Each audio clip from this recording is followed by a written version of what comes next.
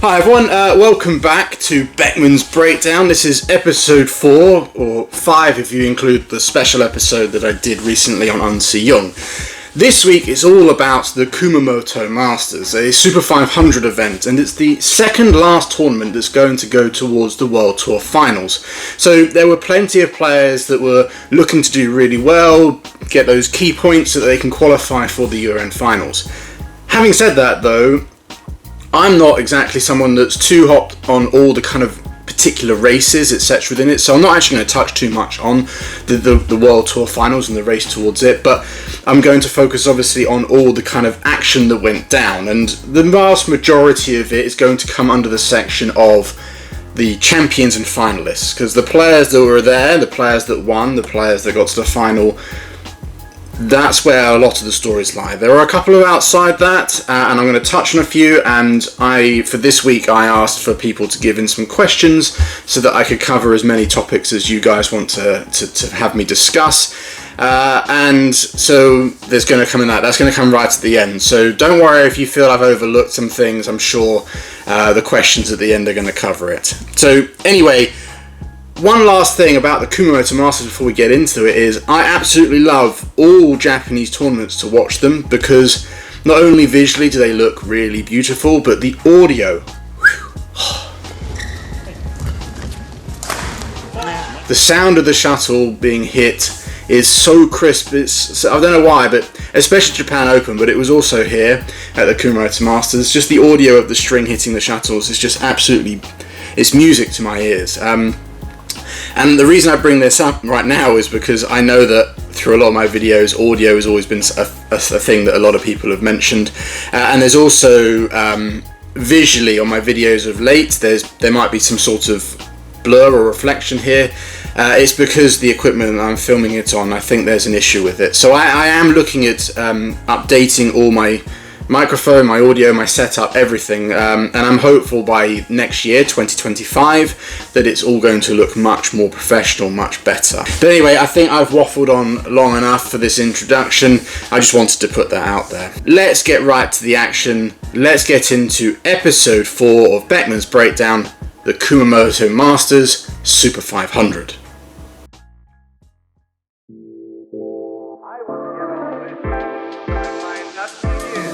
Over the last couple of tournaments, so not just this tournament in Kumamoto, but also previous week at the Korea Masters, it's been clear that Korea, in both the men's and women's doubles departments, have been playing around with their partnerships. In the women's doubles, Kim and Kong are no longer together. Kong's with another Kim, and Kim's with another Kim. I think it's Kim So-young and Kim Bo-ryong, and Kong Hee-young and Kim Hyu-jung, who's a player who obviously used to be partnered with Jung Ya-yoon. So a lot of names to remember, but the crux of it is that the Korean department are obviously trying to mix up their women's doubles, and they're doing the same in the men's doubles, which is what I kind of want to focus on here, because I didn't watch a whole lot of the women's doubles, I'll be honest, but I'm also not entirely sure on them, if I'm honest. I need more time to see them, but with the men's doubles, I watched more of the matches, and I think some of the partnerships are quite interesting, but there's one player in particular that I really want to focus this section on, and that's Jin Yong. Little left-handed player, he's only 21 years old. I think this is his first year really being on the World Tour, and already he's made a bit of an impact simply because of his versatility and ability to almost be able to play with anyone. The Malaysia Masters earlier this year, he got to the final with Na Seung-seong. Last week in Korea, he got to the final with Kim Won-ho, and this week he got to the quarterfinals with Seo Seung-jae, losing to Hoke and Kobayashi. So just those set of results alone shows you the versatility and ability to kind of mix in with different styles. Because if you think of Seo Seung-jae, Kim Won-ho and Na Seung-seong, they're also very different in the way that they approach their men's doubles, the way they play. So the fact that he was able to kind of come in and within one tournament or two tournaments together get kind of really good results. I mean, this week him and Seo Seung-jae beat He Ji-ting and Ren Shang-yu, and then had a really close game with Hoke and Kobayashi, and could have easily won that. Who he reminds me of actually is he reminds me of Yu Yong-sung, Not to be confused with Leong Dae's former partner Yu Yong-sung. I probably mispronounced that, but Yu Yong-sung was a former 2-time Olympic silver medalist and, won other variety of tournaments. He was also, the reason he reminds me of him is because he was a short left-hander, but very skillful, very fast, brought great intensity to every match he played, but was able to play in a variety of positions. So equally strong in defence, had a good attack, maybe not the biggest smash. Jin Yong's definitely got that over him, but was good at the front, good at the back, good in defence, good in attack. And that's the kind of qualities that I see within this Jin Yong. And he just, I don't know, there's another thing for me that thinks that he's going to be someone that Korea might rely on to produce doubles results, possibly even mixed. I've heard he's a very good mixed player as well. Is that he just gives me that vibe of someone who's going to do well. I don't know how to explain that. Sometimes you just get these feelings with players. Sometimes that feeling's wrong, but for me there's been quite a few times where I've had that feeling and it's turned out to be true, and I have that feeling with Jin Yong. So very good, very strong, very fast, very exciting to watch. Who he's going to play with is an interesting question, and honestly I don't know. That's going to be up to the Korean coaches, up to who they think he's got the most potential with. And also I think what's going to come into that is the other players, how do they play? So they're going to probably try and get a couple of good combinations. I think it's going to be more Kim Won-ho. Actually, no, scrap that. I don't know. The only reason I thought that is because the reason why, and a lot of people have asked me this, that Seo Seung-jae is no longer playing with Kam Min-hyuk, is that Kam Min-hyuk is doing military service. I don't know how long that needs to be, how long he's out for. I think the fact that he's a world champion might help the fact that it's going to be a little bit of a shorter time than for the average citizen. But I can see that when he comes back, he'll slot back in with Seo Seung-jae. So whether they're going to try and build a partnership with Seo Seung-jae and Jin Yong only for it to be split up again, I think it makes more sense that Jin Yong, especially as I think he's quite special, could be put with Kim Won-ho. And the guy that played with Seo Seung-jae, which was Ki, I can't remember the rest of his name, I do apologise. I think he will be the placeholder with Seo Seung-jae until Kam Min-hyuk gets back. That's, if I had to guess, that's how it'd be, but honestly I don't know. If any of you have inside information or it's something that's readily available that I just haven't seen, do let me know in the comments. But anyway, what I want to sum out with is Jin Yong, incredibly special. I always knew it, not that I've stated it personally, but just I've watched plenty of Korean badminton. I watch Korean badminton YouTube channels, and Jin Yong has been a staple on that for a good couple of years now, and I always like, wow, who's this little left-hander? He's really good, and now he's on the world tour and we're all kind of seeing him, and the 3 results with 3 different partners already this year just kind of cements that. So yeah, keep your eyes on him. I don't know who he's going to be with. He might even switch to mixed, who knows. But yeah, he's a special player, and I think he could achieve some pretty amazing things for Korea. One other thing, what's quite interesting about these changes, and this goes back to kind of the whole thing, is that Korea now don't have a mixed pair. Obviously, Seo Seung-jae and Kim Won-ho have clearly moved towards, or there seems to be a clear shift towards men's doubles. So where does that leave their mixed department? I know Cha Yoo-jung's got a new partner, but we haven't really seen much of that, if any, yet. Obviously, I've said Jin Yong is also someone I've heard is very good at mix. I think he won an internal tournament with Beckman. So yeah, that's a big question mark over the future, is what's going to happen to Korean mixed doubles.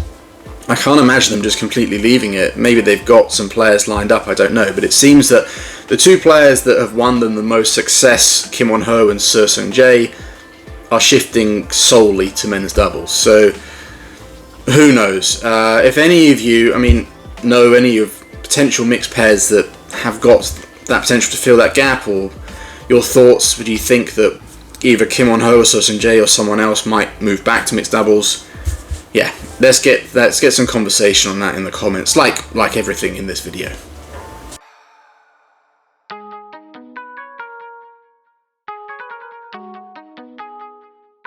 Hi everyone, this is just Editor Ben here. I've just realised that the Kumamoto Masters isn't the last tournament for Ai Ohori.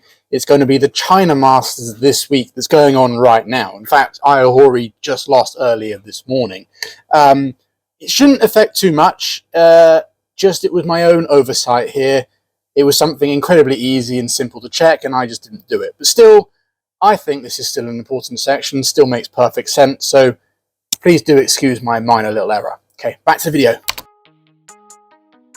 One big story from this week was that it was the Kumamoto Masters was the swan song for one of Japanese's top women's singles players, Ai Ohori. I think when she announced to everyone recently that the Kumamoto Masters was going to be her final tournament, it came as quite a surprise. And that's not just because she's still quite young, I think she's only 28. But it seemed that over the last year pretty much, that she's just got into her stride. I mean, I think a year ago it was the Asian Games where she upset the defending champion Taizu Ying to get a bronze medal for Japan.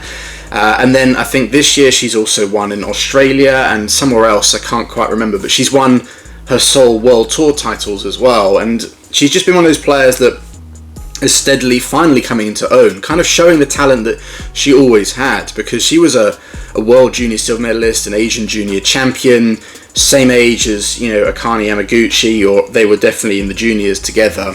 There might be a year difference here or there, but, being quite tall for a Japanese athlete, being left-handed, having great attacking skills, and having those kind of results as a junior, I think everyone thought that she was going to be one of these ones that would push on, but it's not like she never was doing well, but not to the level that I think a lot of people expected, until literally within the last year or two, where she's kind of finally found her feet, finally found kind of the level that we all knew that she was capable of, and suddenly she's retiring.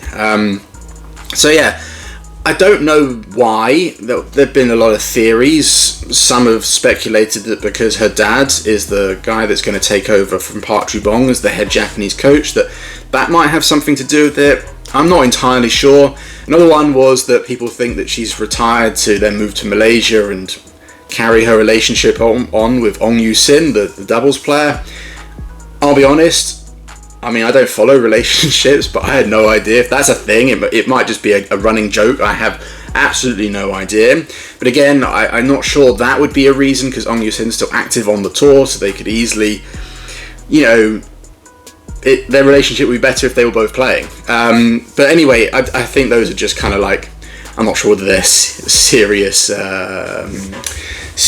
theories behind the retirement. So I think, and I don't think Ai Ohori herself really gave any sort of reason as to why she's retiring at this age.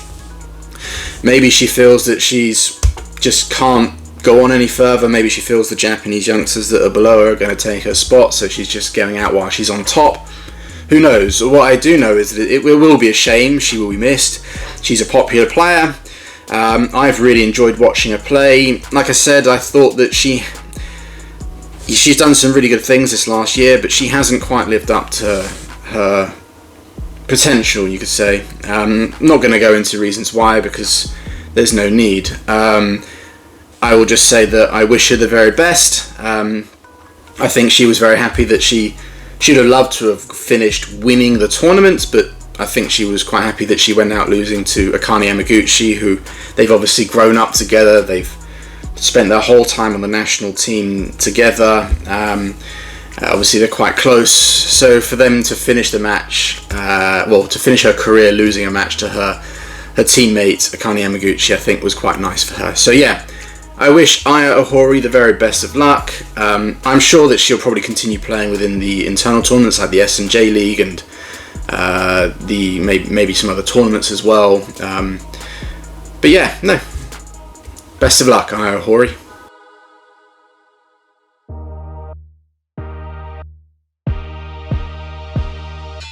Right, so now I'm going to move on to the section that's always in these videos, the champions and finalists.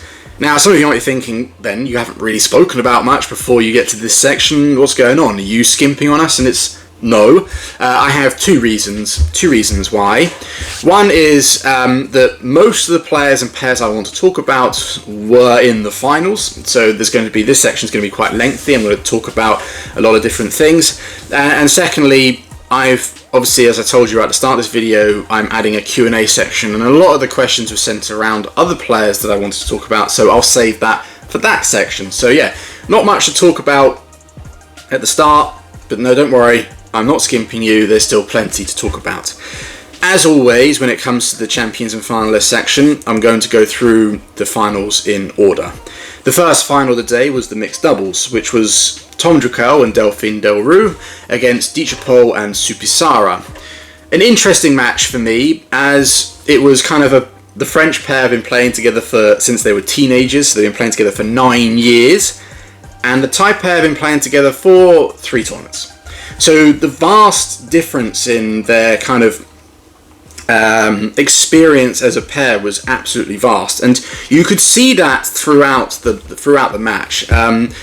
For me, the French pair were more organised in general, whereas the Thai pair were a little bit disorganised, especially in the service situation. I'll touch on that in a second. However, Dechapol and Supissara as individuals are very good, especially Dechapol. He is just a tremendous badminton player, and obviously just in open play they're still able to make things happen, and Dechapol's speed and skill and just, I think, experience was a key thing in the fact that they were able to win. Going back to what I just said about organisation, the biggest area for me was in the service situation, namely the returner serve. I think there was a lot of times where Dechapol was returning and he wasn't quite sure what to do at times. There were a lot of periods throughout the match where he made a lot of mistakes or returns that he wasn't quite sure of, and you can see that after a return he's not quite sure where to go, because with his previous partner Sapsiree, who was very strong at the back, there was a lot of returns where Dechapol could play to the net and just stay there, and he was confident that Sapsiree behind him could handle her own at the back and set opportunities up for him at the net. With Supissara, it's not like she's weak from the back, but she's not as strong as Sapsiree. So I think he was trying to avoid that situation, and as a result it led to times where there was a bit of confusion. Not in the kind of obvious thing that they're running into each other or they're taking each other's shots, just a little bit of uncertainty. You can kind of see it, and just sometimes that split second of uncertainty can put you behind in the rally. Whereas obviously the French pair are a little bit more organised, obviously they got more experience together, so that wasn't really the case. I think you could also say what I just said about the Thai pair can also relate to another pair that's quite new, and that's Watanabe and Taguchi, again for exactly the same reasons, but I'm not going to touch on those. Back to this final. Again, it was a match that kind of had its ups and downs. You know, the first game was quite clearly in favour of the Thais.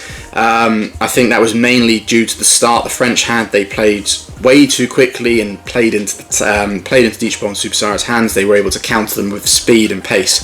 But in the second game, the French pair played with almost zero pace in terms of, like, they were just trying to get the shuttle below the tape and get lifts and basically give no chances for the Thai pair to counter them quickly and utilise the huge advantage they had in terms of speed. Where this match was won or lost, because I'm not going to waffle on about all these intricacies and go through the whole match because this section will go on forever, but what was the difference? Why did the Thai pair win and the French pair didn't? And for me it came down to a couple of things. One, I felt that the French pair got a little bit nervous at the end. They got tense, they got tight. Shots that they were making, so like Delroux, like hanging back and laying it down, she started to miss them, come off the frame or snatch them, and Drukel as a result started to kind of force some things and make some errors. So that kind of didn't help them. But I think also Dechapol just showed his experience. He came alive for like the second half of that second game. He showed why he's a former world champion, why he's won so many tournaments, and you know, just why he's an absolute amazing badminton player, especially at mixed. His speed went up. He was able to, I think, counter the soft stuff by kind of placing it back in that respect. They also started to flick serve. They started to try to basically tempt the French into things and they can counter it. And another thing was I felt Supissara actually really showed a great level at the end. Whereas the French pair I felt started to make some mistakes, I felt that she actually started to raise her game. She was definitely being picked on throughout the match, understandably. vastly less experienced than Dechapol, so the French pair knew that if they got on top of her, they might be able to control the match. But right where it mattered, the match was getting close throughout that second half of the third.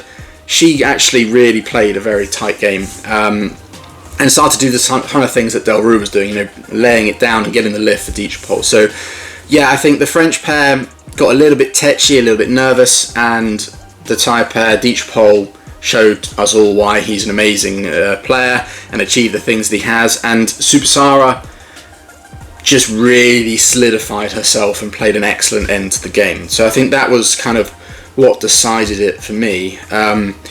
Overall, it was a good match. It wasn't crazy exciting, but it had its moments. But yeah, no, really there's not a lot else to say other than interesting to see how this Thai pair continues. Who knows whether it's a long-term partnership or whether it's just a little break for Dechapol and his usual partner Sapsbury before they come together. Who knows? But if they do stick together, once they play more, they get more experience together and they work out those little communication areas, that organisation, they're going to be a real handful, because Supissara is an excellent player. And Dechapol is just an absolute beast. I mean, that was his 20th title with 3 different partners, so that shows that he has an ability to kind of work with anyone. He's also been shown this recently in by playing some men's doubles events as well. So their future, who knows?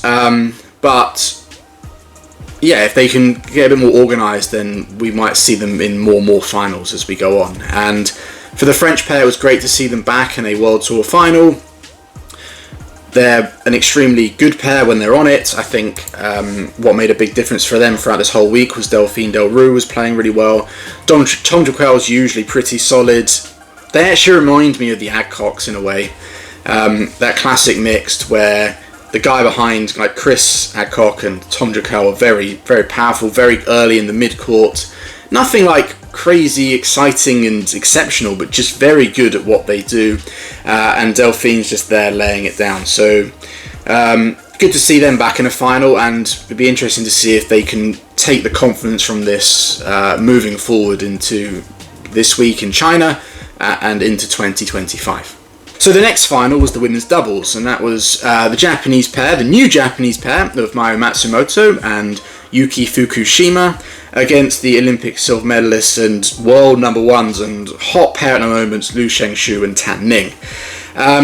Not really going to talk about the final because it was incredibly one-sided. The Chinese pair were just absolutely blistering from start to finish. They proved once again why they are the best pair in the world right now, and really didn't give the Japanese any sort of hope in the final. I mean, it was 15-5. But in all honesty, the first game could have also been less than 10. So I don't think there's really too much to say about the final. Obviously, what I talk about each pair might actually give us an indication. So for me, first of all, I think the Japanese pair, let's talk about them first. I think it's a good partnership. I'm quite excited to see how they progress. Obviously, they've got worlds of experience. Matsumoto is a former 2-time world champion, and Fukushima is a 3-time world silver medalist. So they know how to win tournaments. They know how to do really well in the big tournaments. And for me, it's interesting because I think that if I take Matsumoto and her previous partner Nagahara, both tall athletes, very powerful, and when they wanted to get on the attack, they were very good. But obviously, they lacked a little bit of speed and a bit of agility around each other. So with Nagahara being switched to Fukushima, who is a very quick and agile player, even though she's maybe not quite as agile as she once was, she's still plenty quick around that court. She can, I think, is able to cover some of the gaps that Matsumoto might leave open, because she's very tall, very powerful, but not the most agile player around the court. So I think that kind of way it marries up quite well. They might be able to utilize Matsumoto at the net or at the back with her power attacks, and Fukushima able to kind of cover any holes, but also they're able to work together quite well. Kind of one final thing following on from that is actually something that Steen Pedersen brought up, which was that obviously Matsumoto and Fukushima have got completely different attributes, and those attributes worked really well in their previous partnerships. Matsumoto has power and Fukushima has speed. And whilst I said that those things could marry up and become quite effective, there's also the kind of flip side to that is there's potential that the style that they want to settle on might get a little lost. So it's going to be really interesting to see how they approach that and what they do with it. Can they do kind of what I suggested and make it work and apply it in a really good way, or could it be a detriment? I'd like to favour on the side of that it's going to be a positive thing. Let's not forget that they played together, I know it was 3 years ago at the Uber Cup, and almost beat Chen and Jia in probably one of the best women's doubles matches I've ever seen. So we know that they can make it work, and obviously even at this tournament in Kumamoto they were able to get some fantastic results and reached a final. They beat a number of good pairs, so it's looking promising, but it's definitely going to be an interesting development how they apply their differing approaches and styles and attributes, strengths and weaknesses, and how they make that work. Yeah, that's going to be really interesting. Regards to the Chinese pair, they were amazing all week. Again, they're kind of one of those pairs that are ushering in this new, I think women's events in general are kind of moving towards a few more things that we used to see in men's events, and I think a pair like this are kind of doing that. We've seen jump smashes, jump drop shots, and a kind of more aggressive attacking style. So they're an exciting pair to watch, and I think how dominant they become or how long they can keep this going is obviously going to depend on a number of factors, but they're going to be very difficult to stop at the big events. So yeah, there's not really much else to say about them other than they're just really good. So the next final was the men's doubles between Japan's Hoki and Kobayashi and Indonesia's Alfian and Ardianto. This turned out to be the most exciting and closely fought match of the whole day. If I had to sum it up, I think what's best to use how the Indonesians were able to come out on top is what Ardianto said after the match, where he alluded to the fact that due to the drifty conditions, the drift inside the hall, getting a good start in the third, where they did start in the better end, was absolutely crucial. And they were able to do just that, going in 11-6, and then they were able to hold on to that lead and take home the title. It's a little bit more complicated than that, but first of all I want to say that I haven't really mentioned drift in this video so far, because drift is pretty much at every hall, every tournament, and I didn't feel like it was that extreme that it really needed to have a special mention, but it definitely played a factor in this match. In the first game, the Indonesians were on what you could deem the better end. They were on the slower one, so they could have more use of the whole court, but really it was more than that. They were just getting on the attack almost every single time. They won the service situations, and the Japanese went through that whole first game with about 2 attacking opportunities. And in doubles, or in badminton in general, but especially men's doubles, if you attack more, you win more. So the fact that the Indonesians were able to get on the attack almost all the time, and it seemed like they were able to get the attack pretty easily, and they were playing really well, then it just obviously led to the first game being, it got close, but it shouldn't have done. I think the Indonesians took their foot off the pedal. Quite a straightforward first game. And then it was kind of a similar story in the second, but just switched around. And I don't think that's just because the Japanese were now on the better end. I think there was two things. One, I feel that the Indonesians missed an opportunity to really compile the pressure that they had built throughout the first game. The whole early stage of the second felt a little bit like the Indonesians are going a bit more through the motions. They weren't playing with the same intensity. They weren't going, right, okay, we're now on the slightly more difficult end. Let's make a big effort to keep the same level of attack and really put the pressure on. They almost conceded to that. And then combine that, so they had a kind of close opening stage. I think that gave the Japanese a little bit more confidence. We started to see them step up the court and then start to get their attacking opportunities. And once you give any sort of men's doubles pair of this level those kind of chances to attack, then they're gonna hammer you home. And Kobayashi was attacking brilliantly throughout the whole match, but really in that second game he came to. Hoki was a little bit vulnerable in the first, and I'd say vulnerable throughout the match, but definitely in the second he kind of looked quite solid. And yeah, the second game became close, but really that again, just like in the first, the Japanese kind of went through a little moment where they let the match kind of get closer than it should have been. So when we got into the third game, like I said at the start, it was the Indonesians that were on the better end and were able to kind of maintain the sort of pressure they did in the first and go into the mid-game interval at 11-6. And then heading into the second half, they kind of maintained that. They kept that 5-point gap. I think it was 14-9 at one point. And when I was watching, I kind of felt, okay, this is an Indonesian win. There was no real sign that things were going to change. Like I said, the score gap was the same. The way the rallies were going was a little bit more competitive, but the Indonesians were that little bit more switched on than they were in the second and were still able to maintain the attack enough that they could maintain that gap. I felt that as good as Kobayashi was playing, Hoki was a little bit off, wasn't quite as good, and he was definitely a vulnerable point that the Indonesians could capitalise on. I honestly thought there was going to be no more momentum changes, and then it happened, and slowly but surely, before I even knew it, I can't even remember what actually happened, but, well, I say I don't know what happened. One thing that definitely did was that Ardianto got a little bit nervous, a little bit tetchy. Like I said, Kobayashi was playing brilliantly, Hoki had a nice little good patch, and the game was 17-all, and you kind of were thinking, okay, the Japanese are going to now take this, that they've got the momentum, the Indonesians are on the worser end, the things weren't looking good. And then Alfian stepped up and played the last 4 points brilliantly. In the first rally, he played a really patient, beautiful, builded rally, almost a solo one on his own. The next rally was a good one, and he played a nice, calm shot into the gap. There was a chance that he could have gone for it and bashed it, but he just guided it nicely. And then the last 2 points, it was his flick serve that was decisive. Second to last one, set the rally up perfectly, and then the match point he flicked it, and I think Kobayashi hit it out. So Alfian was the one that stepped up at 17-all and just had this nice calmness and brought it home for the Indonesians. Yeah, it was a good, interesting match. I really enjoyed watching it. What made the big difference for me was that Kobayashi's brilliance couldn't quite make up for Hoki's average performance. That might sound harsh, but that's kind of the way I saw it.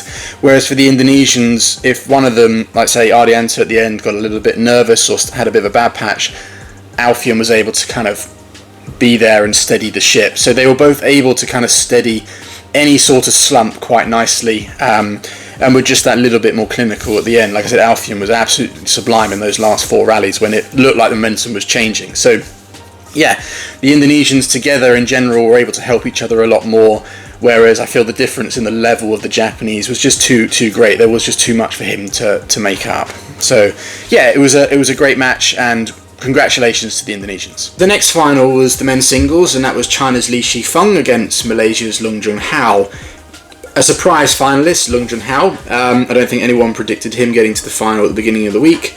And actually probably with Li Shifeng, even though he's a much more established player, I think people maybe might be a little bit surprised that he made the final, because he's been having a little bit of a tough time of it of late. Let's start with Leong Junhao. The final wasn't the most exciting match. It was very one-sided, and I think really it was fatigue. Probably mental, but also massively physical. I mean, to get to the final took a Herculean effort from him. Every match was 3 games. Every match was probably over an hour and 10 minutes. And every play he played was someone that does play grueling rallies. I think he played Lakshya Sen, Koki Watanabe, Kodai Naraoka, and Jonathan Christie. 4 very physical players, 4 very good players as well. So the fact that he was able to keep battling it through was amazing. And I can't overlook that comeback in the semi-final, 17-10 down in the third. He looked a spent force then, but somehow managed to kind of come back from that, show great determination, and win the match. And so I think when it came to the final, I put questions out on Instagram saying, will he have enough? And with with my own thoughts being no, and that turned out to be true. Not that it really matters, because I think we shouldn't just look at him in terms of how he played in the final. I think just getting to the final was a huge effort, and just shows the kind of level that he has and the potential that he has. I'll get more into that in the next section, because there's been some questions about him, so I'll address that then. But A fantastic week for Leong Junhao. Be really interesting how he pushes on from this. He's been having really good play as of late. The last year he's really kind of come into his own, and this is just a progression of that. The final was one match too far for him. For Li Shifeng, we all know how well he can play. He's won some big tournaments in the last 2 years. And when he's done so, when he's on his A game, the power and explosivity that he can use is on another level, and he showed that throughout the whole week. It wasn't just in the final, but he really showed it there. But in the semi-final against Viktor Axelsen, which was a match that I was excited about, a lot of people were excited about because it was their first meeting, and Li Shifeng made it incredibly one-sided. Viktor definitely wasn't on his. Didn't look fully fit, and I think he alluded to as much in an Instagram post, but still, I think even if he had been, I think he would have struggled with the way Li Shifeng's been playing. Ironically, Li Shifeng looked the most injured he had, with the tape on his knees, but playing some of the best badminton I'd seen from him in a while. So I think he's put himself in a great position now to qualify for the World Tour Finals, because it was looking in doubt. I think if he puts in a good performance this week in China, we'll see him there, where he should be. But yeah, there's not really much else to say about Li Shifeng. I don't particularly think he's got a pretty style, but the power and explosivity and the attacking prowess that he has is one of the best in world badminton at the moment. So when he's really firing all the cylinders like this, he also looked very confident. He looked really comfortable lifting from the front of the court. He looked comfortable in defence. When he was a bit late, he also looked comfortable. So when he was slightly behind in rallies, he didn't look flustered, and he was just happy to kind of work it around. But you just always knew that there was this big trigger, this big attack that could come out of nowhere, and he did. And yeah, he had a great week, and he was the deserved champion for this week. Okay, and the last final was the women's singles, and that was Gregoria Mariska Tunjung of Indonesia against Akane Yamaguchi of Japan. Akane Yamaguchi came out on top in this one, which I am very, very happy about, because, as you might know, Yamaguchi is my favourite badminton player. The reason why is I think she's fantastic. I'm always amazed at how she's able to cover the court as well as she does at the height she is. I love her attitude, her demeanour on court. The fact that she rarely ever celebrates, she just gets on with it. She's just a player that I just enjoy watching play. And she kind of showed all those skills in the final. The women's singles final was a little bit similar to the men's singles in the fact that I think Tunjung was a bit of a spent force. She's clearly not, I don't think she's fully fit from that injury she sustained in Denmark. So the fact that she was able to get to the final was really, really impressive. She was relying heavily on her skills. She's got some of the nicest deception I've seen in all of world badminton. Just this really lovely, relaxed, kind of classic Indonesian style. And when I say deceptions, I mean from overhead and from the front court. And she kind of utilised those to the absolute extent, the biggest extent this week.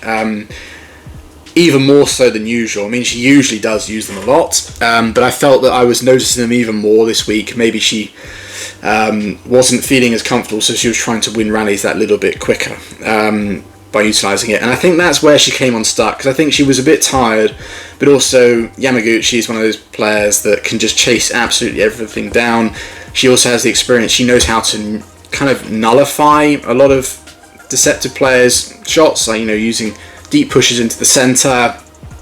I also noticed Yamaguchi was using a lot of shots to Tunjung's round the head corner, because Tunjung, I think her injury is on her left leg up into her lower back, kind of the thigh area, so when she's landing at the back, she's landing a lot on that round the head, so it's putting a lot of stress. By the end, Tunjung was just making a lot of mistakes. I think even the last 2 points were mistakes. So yeah, she was a spent force. But I think she should be very happy by getting to the final. I think she said as much in her post-match interview that she wasn't sure how her injury was going to be. It's not 100%. So the fact that she was able to get to the final is a really good result for her. So, it was really also good to see Yamaguchi back on top form. I wouldn't say that she's at her absolute best yet, but she's definitely slowly getting there. An absolute joy to watch her, as it always is, so it was just great to see her get on top of the podium.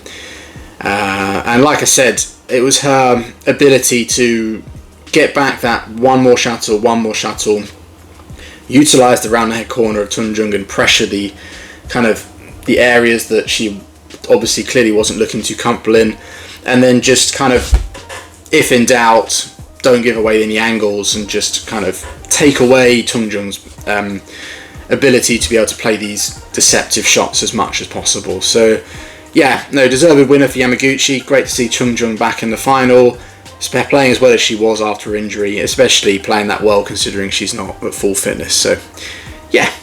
So those are all the champions and finalists.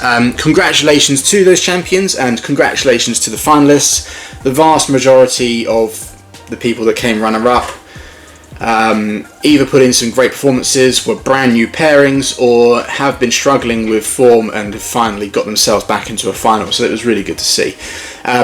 Now I'm going to move on to the Q&A section, which is the final section of this video, and it will allow me to talk about maybe a little bit more about some of the people I've already talked about, as well as some others. So let's get to that now.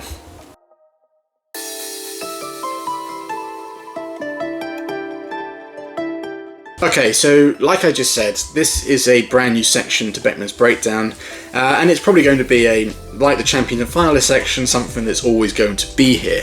I asked for your questions on YouTube and through my Instagram, and you've obliged. You've sent me in plenty of them. Some of them have kind of probably already been answered throughout what I've said so far.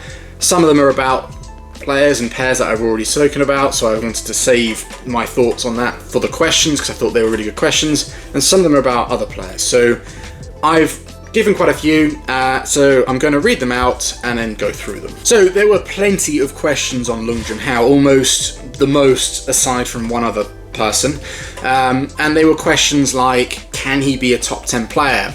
Can he maintain his form? What do I think of him? Does he have potential to be Malaysia's next top star? So yes, Leong Junhao is a very good player. I remember seeing him at the World Junior Championships in 2017 when he lost to Kunluvat Vititsan in the final. And I remember thinking at the time, wow, we've got two players on our hands that have got huge potential. Obviously Kunluvat has kind of realised that, and Leong Junhao is now starting to show that potential. Why it's taken him so long, I believe that the year after that World Juniors he suffered a hip injury that took him out for 5 months, which probably had a lengthy recovery period. Then probably just as he was getting back from that and finding his feet, COVID happened. And then I also heard that with the coaching changes that have been going on at BAM, that he found it difficult to adapt and to adjust. So I think that's why it's taken him so long. So he's probably finally found the setup and the coaching style that suits him, as well as sometimes it just takes players a while to find it, but he's found it nonetheless, and he's really starting to climb up the rankings quickly. Do I think he can be top 10? Yes. Do I think he can be Malaysia's next top star? I think Malaysia have got quite a few stars. Obviously you've got Lee Shijia at the top. Ung Ziyong, is still off injured, whether he'll come back, but he's a real talent. Another player that played really well in Kumamoto Masters was Justin Ho, who pushed Lee Zijia the distance. So they've got a whole number, and I think Malaysia should be quite excited for their men's singles department. They've definitely got potential to have a pretty solid Thomas Cup lineup right there. But back to Leong Junhao, again, going back to when I first watched him, over the years, there's been, obviously since Lee Chongwei, obviously Lee Chongwei was still active at that time, but there's always been that talk of who's the next Lee Chongwei, who's the next Lee Chongwei, and there's been plenty of players that have had that kind of name next to them, and I'm not sure that Leong Junhao had that as well. Maybe after that World Juniors he did, but in terms of aesthetics and how he played and how he was built, he is as close as Malaysia have got to a player that has a similar, well, to Lee Chongwei. And I think he's actually, in a way, almost in a similar kind of period to what Lee Chongwei was when at around, I wouldn't like to say, but between 2006 and 2008. And that is that in that period, Lee Chongwei was obviously very fast, skillful, kind of great move around the court, pretty good technique, all the stuff that Leong Junhao has, but he was definitely very passive most of the time. I'm saying that not that he didn't attack, but that he tended to kind of like rely on the defensive style more heavily than the attacking style. And that's where I think Leong Junhao is as well. Like I said, it's not like he doesn't attack. He showed it a few times this week, and he's shown it before, and he's got a very good attack, but he tends to kind of rally it around at one pace a little bit too much. I'd like to see him do what, if he wants to become, maybe not top 10, but if he wants to really be like top 5 and on, he's going to have to do what Lee Chong-wei did, which is maintain that nice solid defensive style, something that's always going to be there, but add on the attacking element more. How he does that, I don't have the answer. It's not as simple as he needs to smash more or he needs to be more aggressive. I think it's going to be a little bit more subtle than that, because he's got to have to fit it into his style. But the overarching thing is that I think he needs to use his attack more, and kind of develop the skills required to apply even more pressure, because I can see that when the moments when he does attack or he injects speed, he can do it very, very well. He just needs to do it a little bit more. So yeah, if he can do that, just like Lee Chong-wei was able to do it very well, then I think maybe we might see even more of him, and he might not just be a top 10, but top 5 and higher. Because yeah, he's got strong movement, nice technical skills, good defense, he can attack very well. He's complete package. And he's also shown this week that he's got some mental fortitude as well. So if he can add that layer on top, I'm sure it's something he's working on, then yeah, to everything he can go on even further. The next person that I had plenty of questions about was actually Viktor Axelsen. Questions like, can he be as dominant as he was before? What did I think of his demeanour on court? Can he play into his 30s? What did I think of him finally having a match with Li Shifeng? Yeah, there were numerous questions, and that's only a fraction of them. So for Viktor Axelsen, I don't think he's going to be as dominant as he was before. You just simply can't as you move into your 30s, and also he was just that dominant that to be as dominant would require him to win like 90% of his matches and winning multiple tournaments every year. I'm not sure that's possible. I still think he can be the world number 1. I still think he can be, in terms of dominance, still the most dominant men's singles player, but not as dominant as he was. Couple that the fact that the players in the early 20s, your Kunlevits, your Lakshasens, Leong Junhao, Li Shifeng, all those players in that age bracket, your early 20s to mid 20s, are all going to be over the next few years getting into their absolute prime as Viktor gets older. So yeah, I can't see it happening. I do think he still can be very competitive into his 30s. An interesting thing that came out yesterday, that he made an announcement that he's just hired Peter Gader to join his coaching team alongside his father-in-law PK, which I think is great. And I think one of the reasons he did it was because Peter was so successful into his late 30s that he thinks that knowledge of how to do it when you're that age could be absolutely invaluable to him, which is great. You know, it just shows how much Viktor is thinking about these things. So yeah, I think that's a great addition to his team. I think it's going to help him, and I think, yeah, he won't be as dominant, but he can still be the dominant force in men's singles. And I think he's going to be someone winning tournaments throughout this next Olympic cycle. In regards to his level in the Kumamoto Masters and his match against Li Shifeng, I touched on that one already a little bit. I don't think he was fully fit. I don't know what issue he's had. He basically said, regarding the scenario, the situation, it was great to have won 4 matches, or to have played 4 matches. So that kind of alludes to the fact that maybe he wasn't fully fit. In terms of his demeanour, I'm not at all surprised. I mean, it's something that we've seen plenty of times from Viktor. It's almost like synonymous with him that he does lose his shit quite a lot. And to that, sometimes I do think it's to his detriment a lot. Usually when he does it, it doesn't end well for him. But I don't think necessarily players screaming or shouting is necessarily a bad thing. Sometimes players needed to get that that emotion they're feeling at the time out, and then it's more how can they reset afterwards. And that's where I think Viktor sometimes does struggle, which is surprising. I mean, the guy's won 2 world titles, 2 Olympic titles, multiple other events. You'd think by now he's achieved enough that if he was to retire today, he would be happy.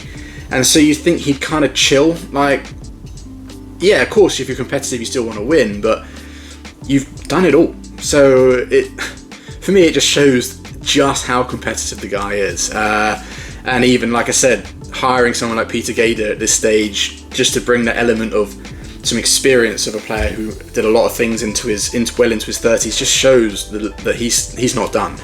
And yeah, that match with Li Shifeng, yeah, no, it wasn't great. It wasn't what it was hyped up to be, what we all thought it could be. Li Shifeng was playing really well. Viktor was not at his A game.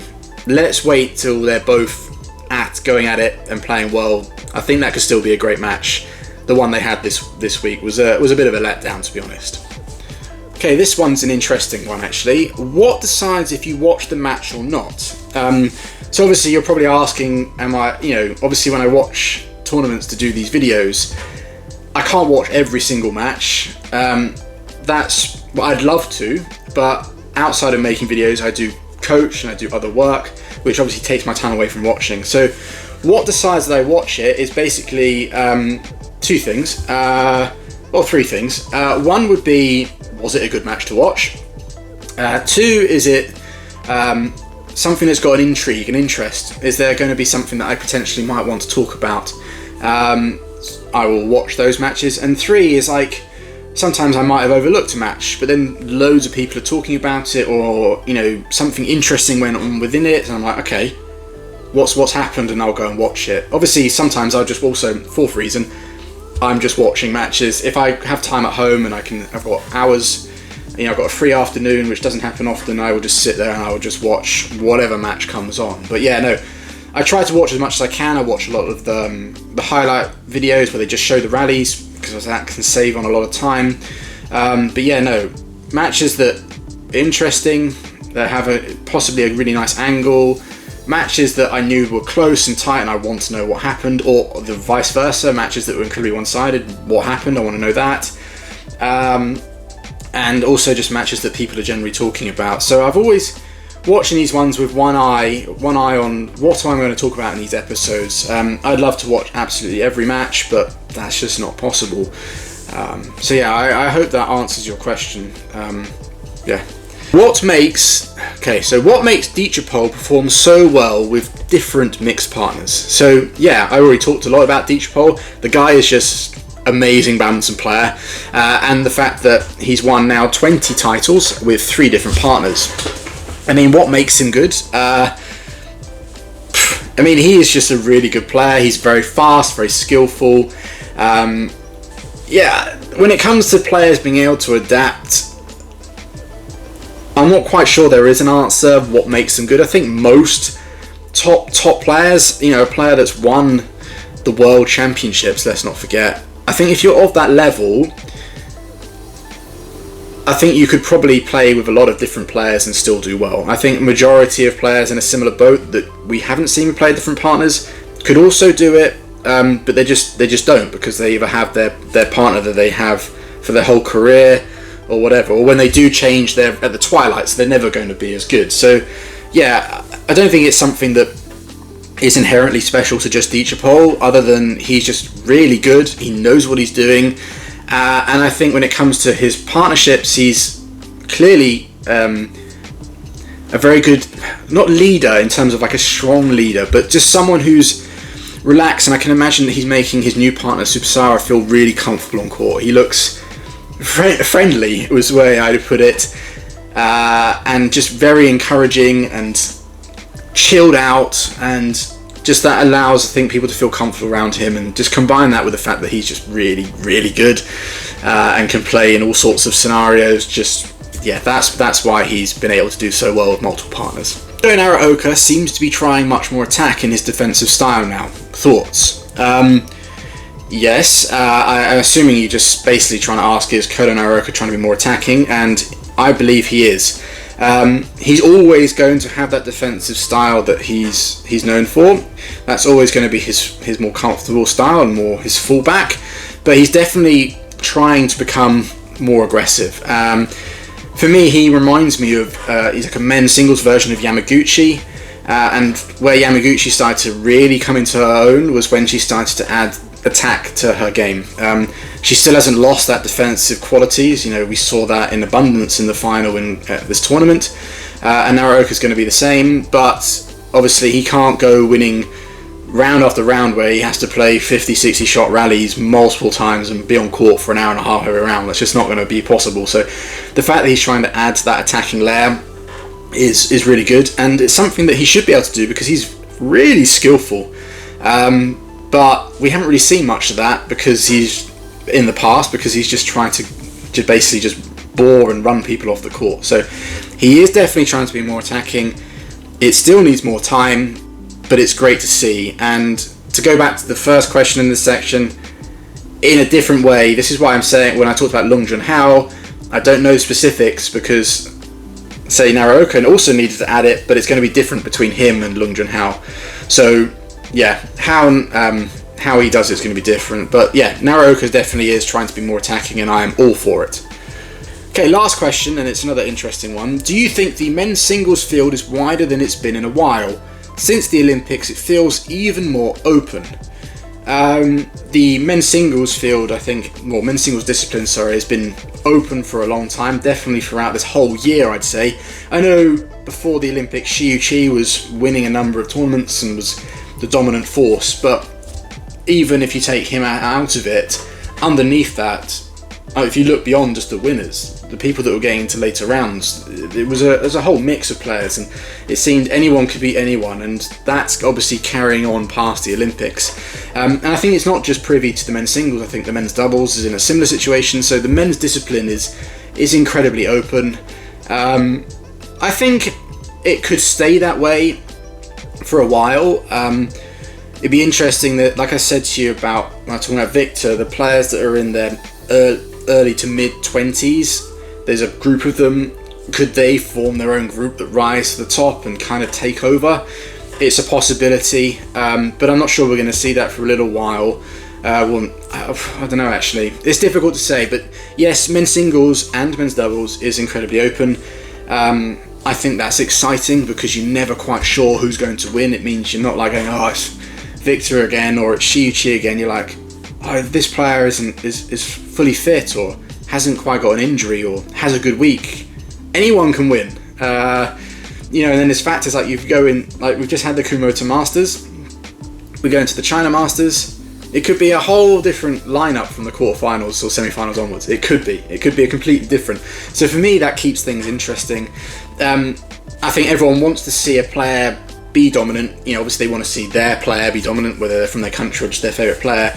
But once they are, everyone wants to see the variety again, because once someone's a winner for a long time, you just want to see them get beaten. So I think the fact that there is this kind of variety and openness to the disciplines, it makes it really exciting. I am quite interested to see if there can be one, maybe two players that can really make men's singles their own, but if it doesn't happen, I'm quite happy because, like I said, I like seeing all the different styles and watching different players play every week. I think it's really, really, really good. So yeah, it is an open discipline. Has it got wider since the Olympics? I don't think it's got wider. I think it's as wide as it's ever been, and I think we're going to see it stay that way for the foreseeable future. Yeah, that's everything, guys. I did waffle on a little bit at times. I think I do need to keep trying to get better at being more concise with these videos, but sometimes it's quite difficult. Thank you to everyone who wrote in their questions to me. I didn't get to answer all of them, there was just far too many. And thanks in advance to all of you that are watching. Thank you to any of you that subscribe, like the video, share it. Obviously I'll be back this time next week with another Beckman's breakdown. This time it will be the China Masters Super 750, the final tournament before the World Tour Finals. It's going to be an interesting week, I think, that one. A lot of people fighting for positions. There's still a few spots open. As always, get in the comments, let me know what you think of the video, of my thoughts, your own thoughts, anything I've missed. I am just one man watching a tournament and just talking my own thoughts. So of course I'm not going to cover everything, I'm going to miss things, so that's where you guys can come in within the comment section coupled with this video. It could be a perfect breakdown of the tournament. So thanks again everyone, I'll see you next time.